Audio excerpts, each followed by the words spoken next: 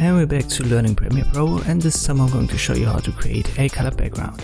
You can directly create color backgrounds in Premiere Pro, so you don't have to import it, for example for Photoshop. All you need for that is a new item, so right click in your project menu, new item and color matte. Let's use 9020x1080, keep the defaults. For the rest, click on OK and you can pick a color. Let me make it red and I confirm using OK. Now drag it into your timeline. And there you've got your red background. You might need that if you want to create text.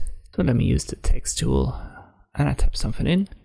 It saves you a couple of clicks using that instead of importing something from Photoshop. I hope this video was helpful. Thanks for watching and I'll see you next time.